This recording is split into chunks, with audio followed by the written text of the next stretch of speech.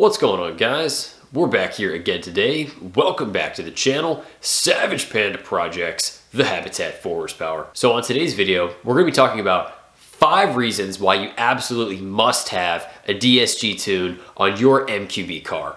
Before we get started, real quick, make sure to subscribe to the channel if you want to stay up to date with more projects, more content on this A3 build. Alright, so starting off, the very first reason I would say one must absolutely have a DSG tune on an MQB car is with this upgrade, it's absolutely still mind-blowing to me how fast these transmissions can shift with the aftermarket TCU software. I mean, even after a good solid year and a half of driving this car all the way from stock to stage 1, stage 2, having that TCU upgrade, such an amazing experience running these cars through the gears, whether you're in automatic mode, drive, sport, shifting manually with the paddles or the shifter. It's such a fun, rewarding experience from the standpoint of a car enthusiast.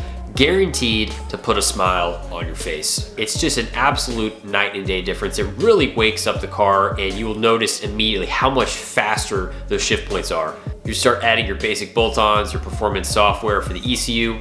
You absolutely want to make sure you've got the appropriate matching TCU software so you can keep up.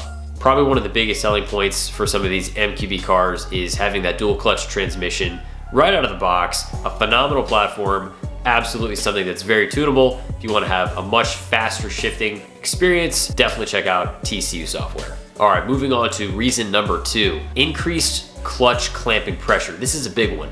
For you guys going out there using your basic bolt-ons, your intakes, your downpipes, your performance software, you've got more horsepower, more torque, you've raised those output figures dramatically over stock. I think it's very important to ensure that you do not have clutch slippage with your dual clutch transmission. So having that TCU software is going to increase the clutch clamping pressure enough to prevent that slippage. So absolutely want to make sure that you protect the internals of your DSG with the DSG software. In the case of APR, you've obviously got choices from low output versions of stage 2 as well as high output versions. In order to safely run the high output versions of those tunes, you're absolutely going to want to run the TCU software to give yourself that necessary clamping pressure to avoid slippage. This is certainly not something you want to cut corners with when it comes to the health and longevity of your DSG transmission. Next, number 3, sport mode is now actually usable. These cars in their stock form, I've always found that when you go ahead and pop that lever back into sport, it seems to me like the transmission really wants to wander, and it just never really seemed to have defined shift points. For someone driving in sport mode, you want to go ahead and let those gears kind of rev all the way out, get into that upper RPM range.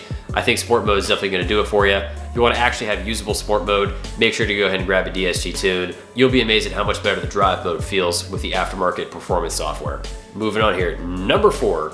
The gear display is actually visible even in drive mode. You can actually see what gear you're in, looking at your gauge cluster if you're in manual mode. With the aftermarket transmission software for these cars, it's actually nice. You can see even in automatic mode when you're in drive, you'll be able to tell what gear you're in at all times with all driving conditions. So definitely a nice thing to have. I don't see any reason why you wouldn't want to know out of curiosity what gear your vehicle is in. And to go ahead and wrap it up, number 5, 3-step launch control. You can dial in exactly what type of launch you want to do. So at 100% throttle with the kickdown feature enabled, you're going to be at your max RPM launch point. Then from there, if you want to do a medium launch, you can go ahead and put your foot all the way to the floor without the click, and then you're going to be at a lower RPM launch. And then for the lowest possible launch, you're going to give it about 50% throttle. So really nice to have 3-step launch control. You'll notice right away much faster clutch engagement with the TCU upgrades. So in launch control, when you take your foot off the brake, you'll actually find that your vehicle goes into motion much quicker than it would in its stock form. 3-step launch control, certainly an awesome feature to have, just in case you ever find yourself in a position where you need to serve up a Lunchable or check in with the Squatro gang. So that's gonna go ahead and wrap it up for today, guys.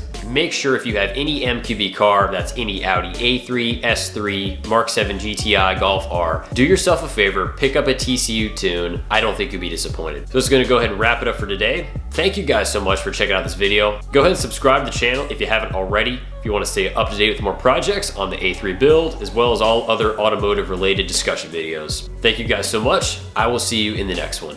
Have a great day.